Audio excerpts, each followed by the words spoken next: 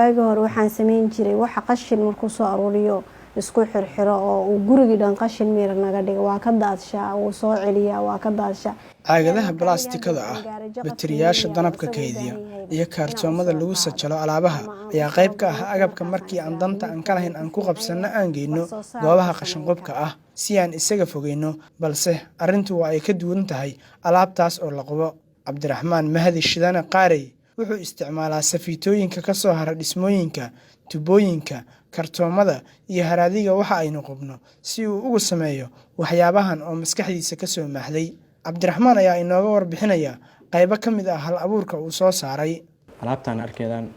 waa farsamada gacanta gaar ahaan waa waxyaabo aan madaxii ka curiyo. Hadda waxaa ka mid ah alaabtan oo kale Troniskana ka mid ah. Troniskana oo kale hadda waxaan ka suubiyay alaab wadanka laga heli karo. Inkastoo caqabado badan ay jiraan laakiin wax wadanka laga heli karo ka suubiyay. Hadda kale tan oo kale waxay leedahay meel laga daaro oo daardimiye leedahay. Baashan u jeedin waa hoofer ama loo yaqaan vacuum cleaner afka qaal lagu dhaho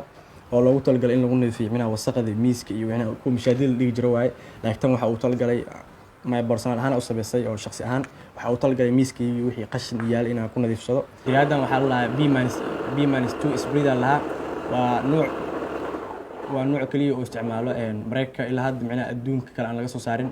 shaqada ilaa hadda lama hayo laakiin aan ahaan sawir aan ku arkay bacdi waxaan suubiyo isku day aan suubiyo tan oo kala soo saaray. Samsam Cali Warsame oo ah hooyada Cabdiraxmaan Mahdi Warsame ayaa inooga sheekeynaysa markii ugu horeysay oo ay ku aragtay hal abuurka wiilkeeda. Waxaan ku arkay asagoo 13 sano jiro laakiin 5 sano markuu jiray iyo wax sameyn jiray nin xifrada ma aragtay ku wanaagsan wuxuu ahaa wax walba oo dhamaaday intuu jidka ka soo qaaday misana dib u casriyeeyay marka laakiin 13 sano markuu jiray iyo aad inuu wax u sameeyo wax soo saarkiisa wax muuqdo uu noqdo uu ahaa ilaa heerka hadda uu maanta taagan yahay in ma aragtay uu sameeyo iskoolkii uu ka qalin jabiyay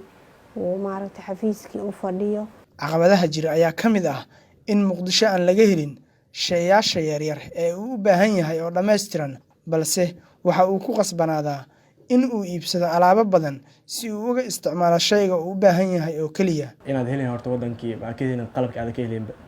waxyaabo qaar hadda waxa jiro oo shaqeynayo oo cusub dadka u isticmaalaan sida makiinada cabitaanka oo kale iyo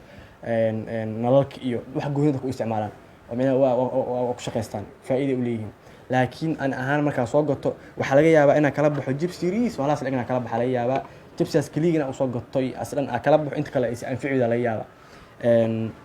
taasna waxa keenayay inaa wadankiyo ilaa halkiis u yahay 30 sano camal iska bursanay aan qalabkii loo baahan laga helin hadda duweynaha caalamka oo kale sintiyaal la gadaa oo shay kasto sinti baalki muxuu diyooda u yar resistor u yar waxa soo dhan xabad u heli sinti u heli sintiyaal gadi laakiin hadda marka dhaw xamar anoo joogo adho waa u baahanahay waxay noqonaysaa shay shaqeynayo suuq yaal inaan kala soo dhaxbaxo ka soo furtay noqonay oo inta kale qof ii noqdaa meel iska dhigo oo badana waxa way qarashka u baamayso ee galaa caqabadaha u badan oo kala kulmo dhankaas kuwaas ka mid agab badan oo uu soo saaray Cabdiraxmaan Qaarey ayaa looga baaqsaday soo iibsashada alaabaha dalka dibadiisa laga keeno. Fareeskan aad u jeedaan waxa suubiye Cabdiraxmaan Mahdi Shidane kaasoo hadiyadahan isiye wuxuu ka kooban yahay kartoon iyo waxyaabo kale wuxuuna ku shaqeeyaa aad u jeedaan 3 god waxaan u isticmaalaa kombiyuutarka waxaan u isticmaalaa mobilka waxaan kaloo isticmaalaa rooxada waana ka tayo fiican yahay kuwa laga keeno marka waxaan kamid ahay isticmaalayaasha Cabdiraxmaan Mahdi Shidane oo ah hal abuure Soomaaliyeed barnaamijyo u diyaariyay mid kamid ayaan aad u isticmaalay barnaamijkaas oo ah maxaan ku raahdaa lightka lagu akhristo marka buugaagta ama wax lagu akhristo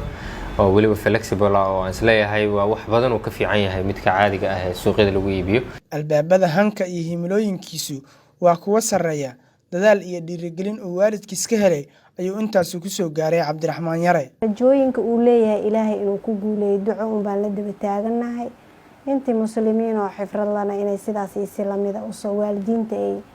usoo maaragtay kabankaabana rajeynayna. Waxyaabaha cajiibka ah ee hal abuur Cabdiraxmaan Yare markii aan gurigiisa tagnay aan ku aragnay ayaa waxa ka mid ahayd in uu la socday dhaqdhaqaaqa qolkiisa iyo dadka soo galaya guriga isaga ayaana farsameeyay kaamirada u xiran balse ha inoo sharaxo ujeedka uu sameeyey. kaamiradan ujeedaan waa kaamiradii markaa soo galeedeen aan idinka arkay halkan computerka ku xiran tahay tan oo kale hadda tan meelaha u talgalay miiska inaa saarto mid kale waxaa jirta albaabkii ugu xiran oo u talgalay macnaha wixii soo galay waxaasna iska